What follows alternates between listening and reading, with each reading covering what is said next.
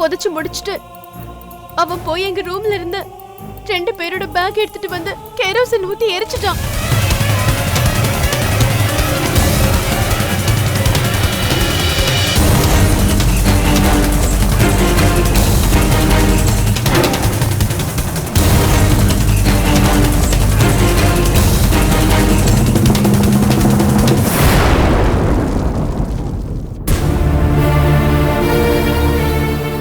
அப்புறம் அவனு போயிட்டான். முகிலனை புதைச்ச இடத்துலயே ரொம்ப நேரம் நான் அழுதுகிட்டே இருந்தேன்.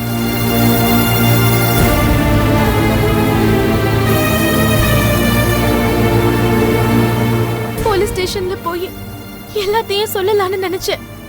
எங்க வீட்டுக்கு தகவல் தெரிஞ்சிருமே, என்னை பத்தி எவ்வளவு உயர்வா வீட்டுல நினைச்சிட்டு இருக்காங்க. அவங்க மனசுல இருந்து என்னை தூக்கி வீசிட்டா, வீட்டை விட்டு வெளியே போடின்னு சொல்லிட்டா. அதனாலதான் நான் போலீஸ்க்கு போகல. அதுவும் இல்லாம அன்னைக்கு ராத்திரி எங்களுக்குள்ள எதுவும் நடக்கலன்னு சொல்லி என் மனசாட்சிக்கு தானே தெரியும். குடும்பம், உறவு, என் நட்பு எல்லாரும் வேற விதமா தானே நினைப்பாங்க. இந்த சமுதாயமே என்ன பார்த்து சிரிக்காதா? அதனால நான் போலீஸ்க்கு போக விரும்பல. மறுநாள் புறப்பட்டு எதுவுமே நடக்காத மாதிரி திருச்சியிலிருந்து திரும்புற மாதிரி என் வீட்டுக்கு போயிட்டேன். என் இழப்பு ரகசியமான இழப்பு. எனக்கு மட்டுமே தெரிஞ்ச வேதனை. யாருக்குமே தெரியாம அழுது அழுது என்ன தேத்திக்க ஆரம்பிச்சேன். பேப்பர்ல பார்த்தா போலீஸ் நடந்த கொலைய வேற மாதிரி சித்தரிச்சு பெரிய சமய பலிகடவாக்கி கேஸ முடிச்சிருந்தது. நிஜமான குற்றவாளிகள் தண்டனையில இருந்து தப்பிக்க கூடாதுன்னு நினைச்சேன். ஆனா அவங்க யாருன்னு எனக்கு தெரியாதே. அதுக்கு என்ன செய்யறதுன்னு யோசிச்சேன். அந்த போட்டோவை நீங்க எடுத்ததா சொன்னீங்க. யாரோ முருகேசன் ஒருத்தர் எப்படி எனக்கு அனுப்பிச்சாரு? அது முருகேசன் இல்ல, என் தம்பி சந்துரு. என்ன சொல்றீங்க? ஆமா, தான் பேரை வெளிப்படுத்திக்காம முருகேசன் மாத்தி சொன்னான். நான் ரகசியமா அப்பப்ப அழறத அவன் பார்த்துட்டான். என்ன கேள்வி மேல கேள்வி கேட்டான். ப்ராமிஸ் வாங்கிட்டு நடந்தது எல்லாம் நான் அவன்கிட்ட கொட்டிட்டேன். அந்த சமயம்தான் எனக்கு கல்யாணத்துக்கு மாப்பிள்ள பார்த்தாங்க. வேண்டாம் வேண்டான்னு சொல்லிக்கிட்டு இருந்தேன். இன்ஸ்பெக்டர் மாப்பிள்ள, அதுவும் கொடைக்கானல்ல வேலைன்னு கேள்விப்பட்டதும் நான் அந்த கல்யாணத்துக்கு சம்மதிச்சேன். நான் அந்த கல்யாணத்துக்கு சம்மதிச்சது என் பேரண்ட்ஸ்க்காக தான். அதோட என் முகிலனை கொண்டவங்களுக்கு எப்படியாவது தண்டனை வாங்கி கொடுக்கணும்னு நினைச்சேன். அதனாலதான் நான் இந்த கல்யாணத்தையே பண்ணிக்கிட்டேன். உங்க தம்பி இதுக்கு என்கிட்ட போன்ல பேசினாரு. ஓ மூலமா சட்டப்படி இந்த கேஸ மறுபடி விசாரிக்க வைக்கிறதுக்கான ஒரு ஸ்டெப் தான் அது. நான் சொல்லிதான் என் தம்பி உன்கிட்ட பேசினான். உங்களுக்கு என் பேர் தெரியணும் அவ்வளவுதானே? என் பேர் முருகேசன். அந்த போட்டோவை பாத்தீங்களா? பார்த்தோம். ரொம்ப அதிர்ச்சியா இருந்துச்சு. போட்டோவை பாக்குறப்ப நீங்க சொன்னதெல்லாம் நம்பணும் தான் தோணுச்சு. ஆமா, அந்த போட்டோவை எடுத்தது யாரு? உங்க கைக்கு எப்படி கிடைச்சது? அதெல்லாம் கேட்காதீங்க. ஆனா அந்த போட்டோ நிஜம். என்ன நடவடிக்கை எடுத்தீங்க? அந்த கேஸ விசாரிச்ச இன்ஸ்பெக்டர் மணிராம சந்திச்சு அந்த போட்டோவை கொடுத்தோம். அவர் அதை பார்த்துட்டு அது கம்ப்யூட்டர்ல செஞ்ச ஒரு ட்ரிக்னு சொன்னாரு. நீங்க அந்த போட்டோவை நம்புறீங்களா இல்ல அவர் சொல்றதை நம்புறீங்களா?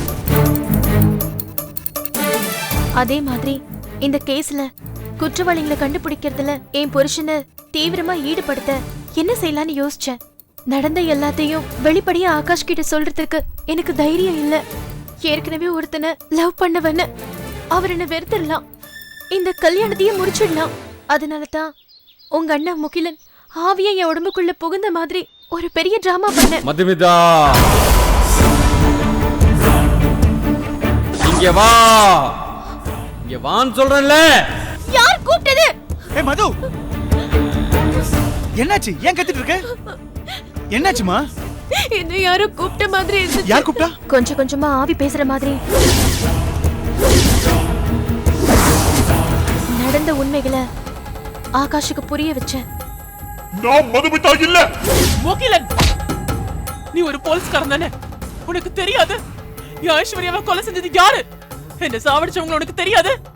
அவங்கள புடிச்சு தூக்கல ஏத்தாம என்ன அதட்டிக்கிட்டு இருக்க? வெக்கமா இல்ல உனக்கு? எப்பா, எவ்வளவு பெரிய டிராமா. என்ன பண்றது? எனக்கு வேற வழி தெரியல. நான் நினைச்ச மாதிரி ஆகாஷ் ஒரு சபதம் எடுக்காத குறையா அந்த 2 கொலைகாரங்களை கண்டுபிடிக்கிறதுல ரொம்ப தீவிரமா இருக்காரு. அவரு கண்டுபிடிச்சிருவாரு. அவனுங்களுக்கு சரியான தண்டனை கிடைக்கும். அந்த நம்பிக்கை எனக்கு இருக்கு தீப்தி. இந்த முகில் கேஸ் முடிகிற வரைக்கும் வேற எதுல என்னால ஃப்ரீயா கான்சென்ட்ரேட் பண்ண முடியலமா. இதுவும் அது சம்பந்தப்பட்ட ஃபைல்ஸ் தான்.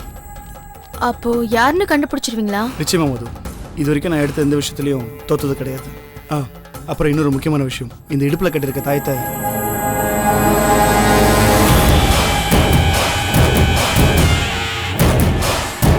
எந்த காரணம் கொண்டு கைட்டிடாது, சரியா? எப்படிங்க கழட்டுவேன்? நீங்க தானே வேண்டான்னு சொன்னீங்க. நல்ல வேலைங்க, அதோட அருமை தெரியாம நான் லூஸ் மாதிரி நடந்துக்கிட்டேன் பாருங்க. அந்த தாயத்தை கட்டினதுக்கு அப்புறம் எனக்கு ரிலாக்ஸ்டா இருக்குங்க. இதை யார்கிட்டயும் சொல்லிடாத, இது என் வாழ்க்கை. பயப்படாதீங்க, நானும் ஒரு பொண்ணுதான். உங்க ஃபீலிங்ஸ் எல்லாம் எனக்கு தெளிவா புரியுது. எங்க அண்ணனுக்கு நடந்த கொடுமைக்கு நிஜமாவே காரணமானவங்க தண்டிக்கப்படணும் தான் நானும் ஆசைப்படுறேன். நம்ம 2 பேரோட நோக்கமும் ஒண்ணுதான். அதனால கவலையே படாதீங்க. நீங்க தான் ஐஸ்வர்யாங்கிற உண்மைய எப்பவுமே யார்கிட்டயுமே சொல்ல மாட்டேன், போதுமா? தேங்க்ஸ் தீப்தி, ரொம்ப தேங்க்ஸ். உங்க அண்ணன் என் மேல எவ்வளவு பாசமா இருந்தாரோ அதை விட ஆகாஷ் என் மேல பாசமா இருக்காரு. சிஸ்டர், உங்களுக்கு சமைக்க தெரியுமா? ஓரளவுக்கு. ஓரளவுக்குலாம் இல்லைடா, இன்னைக்கு மத்தியானம் தான் சமைச்சா, நல்லாவே இருந்துச்சு. இதையே 6 மாசம் கழிச்சு இவரு சொல்றாரான்னு பாப்போம். 6 மாசம் இல்ல, 6 வருஷம் கழிச்சு சொல்லுவேன், சரியா? அவர் என்னால வெறுக்க முடியல. அரை மனசா ஒதுக்கிட்ட இந்த கல்யாணத்தை அவர் அன்பால முழு மனசா மாத்திட்டாரு. எனக்கு ஒரு காதல் இருந்துச்சுங்கிற விஷயம் என்னைக்கு அவருக்கு தெரிய வேண்டாம்னு நினைக்கிறேன். அப்படியே மெயின்டைன் பண்ணுங்க மேடம், அதான் நல்லது. ஆகாஷ் சார் ரொம்ப நல்லவரு. சப்போஸ் உண்மை தெரிஞ்சாலும் உங்களை மன்னிச்சு ஏத்துக்கிற மனப்பக்குவம் அவர்கிட்ட இருக்கு. ஆனா வாழ்க்கை போறா மனசுல ஒரு ஓரத்துல ஒரு சின்ன ஒருத்தல் இருந்துகிட்டே இருக்கும். அந்த ஒருத்தல நம்ம ஏன் கொடுக்கணும்? ரொம்ப தேங்க்ஸ் தீப்தி. அப்புறம் உங்க அண்ணன் என்ன கொடைக்கானலுக்கு வர சொன்னாரு. அப்ப நான் பிடிவாதமா வரமாட்டேன்னு மறுத்திருந்தா அங்க தங்கி இருக்க மாட்டோம்.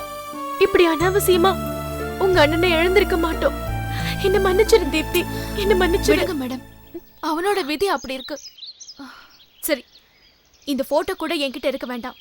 நீங்களே இதை அழிச்சிருங்க. நான் வரேன் மேடம்.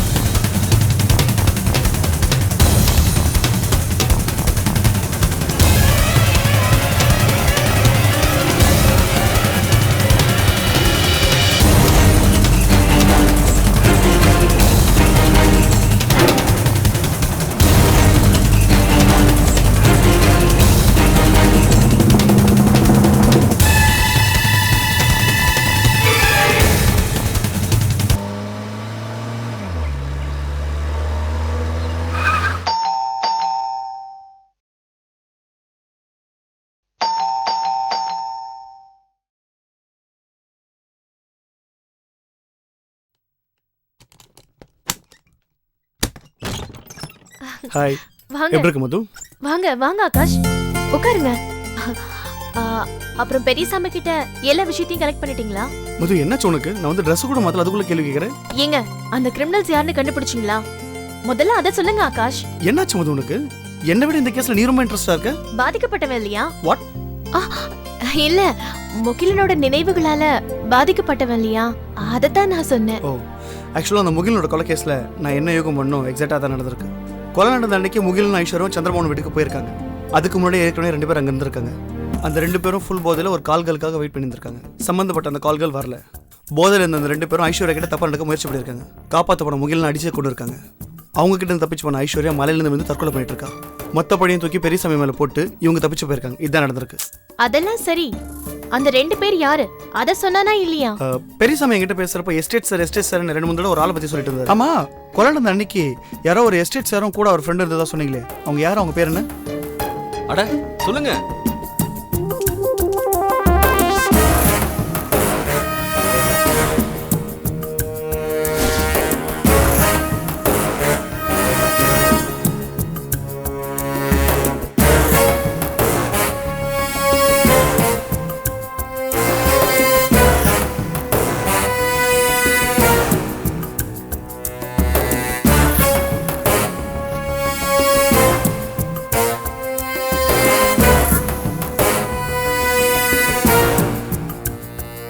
அநேகமா நாம அந்த டீடைல்ஸ் வச்சு மூவ் பண்ணா யாரும் கண்டுபிடிச்சலாம்.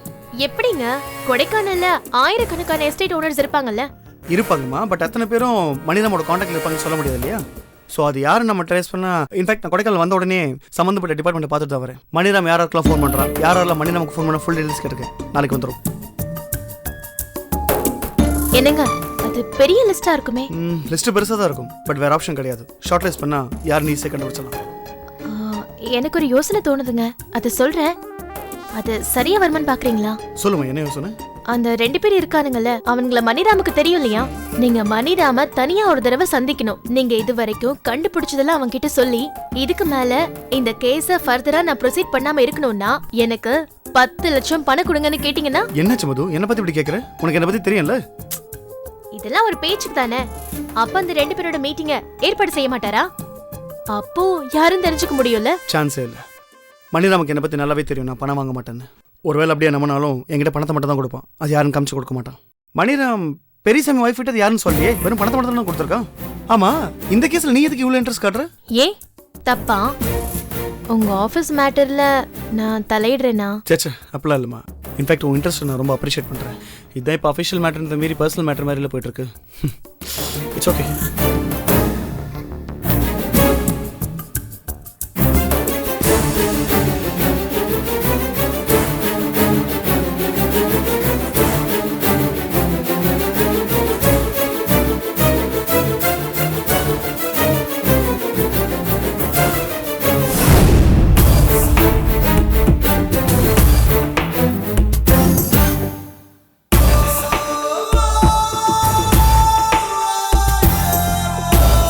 ராஜசேகர் சார், ஒரு நிமிஷம். சொல்லுங்க சார்.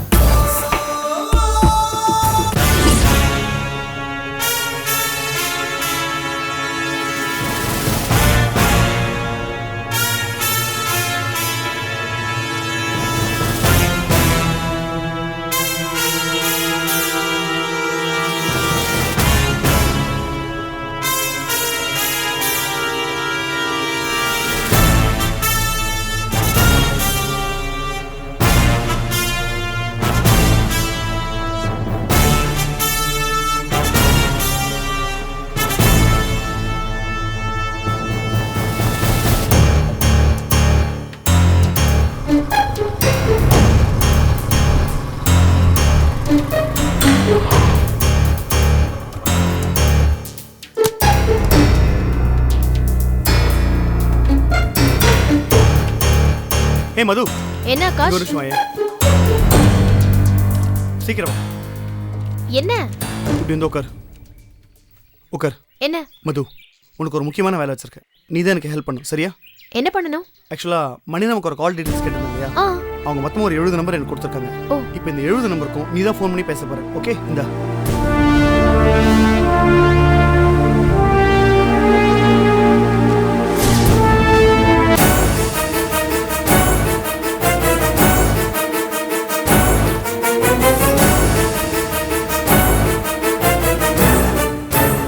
மொபைல் பேசு. நானா? என்ன பேசுறது? நான் சொல்றேன். இது போல என் பேர் நேகா, நான் நியூ வேவ் இன்சூரன்ஸ் கம்பெனில இருந்து பேசுறேன். உங்க எஸ்டேட் பிளான்ஸ்க்கு சூட் ஆகிற மாதிரி ஒரு புது பிளான்ஸ் நாங்க இன்ட்ரோடியூஸ் பண்ணிருக்கோம். அது விஷயமா உங்ககிட்ட நான் ஒரு 2 நிமிஷம் பேசணும்னு சொல்லு. ஃபோன் அட்டன் பண்றவன் எஸ்டேட் ஓனரா இல்லைன்னா ராங் நம்பர் சொல்லி வச்சிருவான். இதுவே ஓனரா இருந்தா என்ன டீடைல்ஸ்னு கேட்பான். சார், அதை நான் நேரில் பார்த்து தான் சொல்லணும். எனக்கு உங்க அப்பாயின்மெண்ட் வேணும், அட்ரஸ் கொடுங்கன்னு சொல்லி கேளு. இதை நம்ம பேச போறோம், ஓகேவா? இத நீங்க பேசக்கூடாதா? ஆம்பளைங்க பேசினா எங்கம்மா பேசுறாங்க? பொம்பளைங்க பேசினா தானே ஒரு 2 நிமிஷம் பொறுமையாக பதில் சொல்றாங்க. அதனால தானே எல்லா கம்பெனியும் பொண்ணுங்களை பார்த்து அப்பாயின் பண்றாங்க. இது வந்து என் ஸ்டேஷனில் நான் யூஸ் பண்ணுவோம். இதில் நீ பேசு.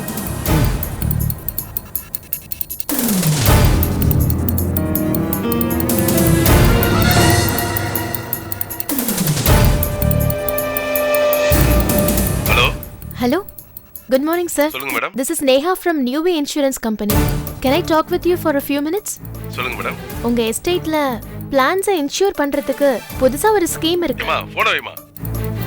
Sorry sir, sorry for the disturbance. Akash, pen கொடுங்க. Hello. Hello.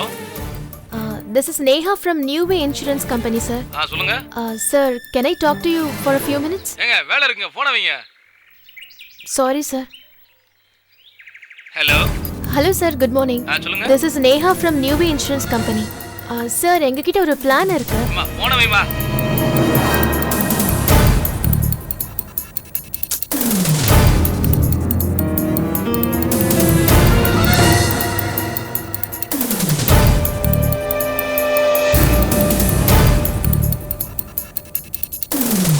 Sorry, sir. Okay Akash, எல்லாம் முடிஞ்சது.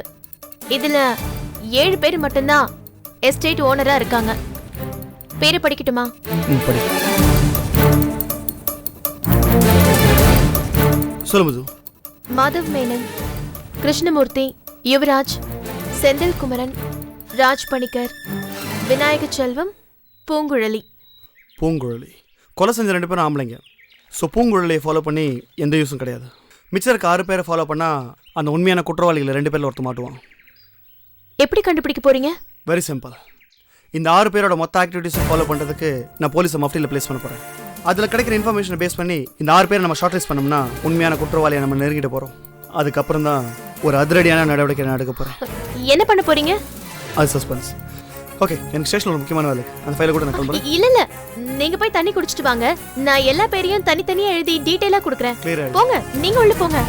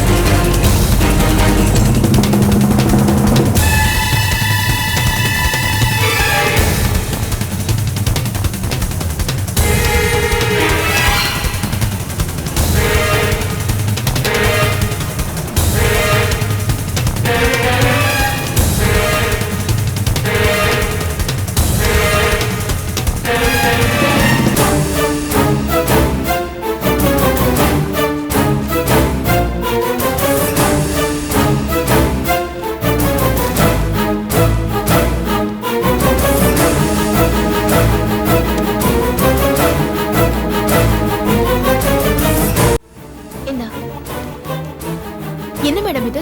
பிரிச்சு பாரு.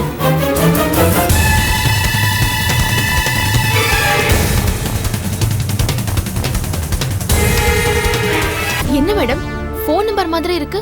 என்ன இது? இதுல 6 பேரோட பேரு, போன் நம்பர்ஸ் இருக்கு. இந்த 6 பேர்ல ஒருத்தன் தான் முகிலனை கொலை செஞ்ச 2 பேர்ல ஒருத்தன்.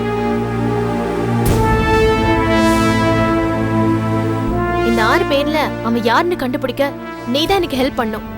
நான் என்ன மேடம் பண்ணணும்? எனக்கு அவனை தெரியும், அவனுக்கும் என்ன தெரியும். அதனால இதுல நான் இறங்க முடியாது. நீ என்ன செய்யற? இந்த 6 பேரை மீட் பண்ற. மீட் பண்ணி உங்க ஸ்கூலுக்கு டொனேஷன் வேணும், ஏதோ ஒரு காரணம் சொல்லி அவங்கள மீட் பண்ற. அவங்களுக்கு தெரியாம அந்த 6 பேரையும் உன் செல்போன்ல போட்டோ எடுக்கிற. அதை என்கிட்ட காமிக்கிற. அதுக்கப்புறம் அவன் யாருன்னு நான் கண்டுபிடிக்கிறேன். சூப்பர் சூப்பர், கண்டிப்பா மேடம். கண்டுபிடிச்சு அப்புறம் சொல்றேன். முதல்ல இந்த உதவியை எனக்கு செய்வியா செய்ய மாட்டியா? கண்டிப்பா செய்வேன் மேடம். எங்க அண்ணனை கொன்னவன் யாருன்னு தெரிஞ்சுக்க எனக்கு மட்டும் ஆர்வம் இருக்காதா? கண்டிப்பா செய்வேன் மேடம்.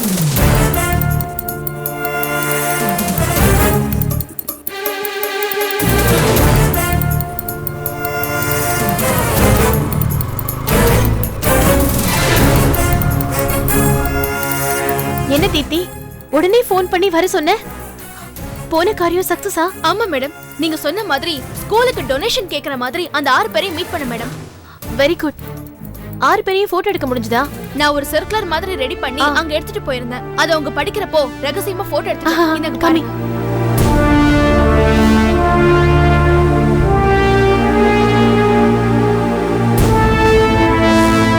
இவனா மேடம்? இவன் இல்ல, நெக்ஸ்ட் இவன் இல்ல, நெக்ஸ்ட் இவன் இல்ல, நெக்ஸ்ட் இல்ல, நெக்ஸ்ட்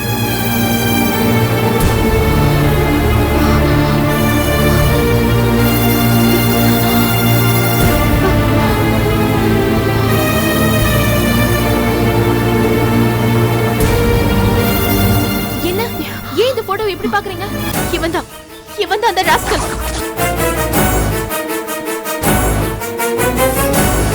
இவன் தான் ராஸ்கல். இவனும் இவன் கூட ஒரு ஃப்ரெண்டும். இவன் பேர் என்ன தீப்தி? யுவராஜ். நீங்க கொடுத்ததுல இவன் தான் 6வது address. Blue diamond estate owner. பெரிய பணக்காரன். சரியான பந்தா பேர் வழி. என்ன பார்வையில அப்படியே முழுங்குற மாதிரி பார்த்தான். இவனாதான் இருக்கும்னு நான் சந்தேகப்பட்டேன். கரெக்டா நீங்களே சொல்லிட்டீங்க. சரி, நீங்க உடனே சாருக்கு ஃபோன் பண்ணுங்க. சாருக்கு? எதுக்கு? இவன் தான் கிரிமினல் தெரிஞ்சு போச்சுல. சார் கிட்ட சொன்னதானே இவனை எப்படி அரெஸ்ட் பண்றதுன்னு யோசிப்பாரு. கரெக்ட் தான். என்கிட்ட முதல்லயே சொல்லாம எதுக்கு தீப்தியை விட்டு இப்படி அதிக பிரசங்கத்தனமா செஞ்சேன்னு என்ன கேள்வி கேட்க மாட்டாரா? அதனால இவன் தான் கொலைகாரன்னு அவருக்கு நான் அடையாளம் காட்டணும். ஆனா நீ சொல்ற மாதிரி நேரடியா இல்ல. வேற எப்படி? அதான் ஒரு செட்டப் இருக்கே. உங்க அண்ணாவே எனக்குள்ள புகுந்துகிட்டு அடிக்கடி ரகளை செய்யுமே, அந்த மாதிரி ஒரு சின்ன ரகளை செஞ்சு முகிலன் சொல்ற மாதிரி யுவராஜா அவருக்கு அடையாளம் காட்ட போறேன். ஆனா நீங்க நார்மலா இருக்கீங்கன்னு தானே அவர் நம்புறாரு. நான் எப்பவுமே நார்மலா தானே இருக்கேன். இதுதான் நான் போட போற கடைசி டிராமா.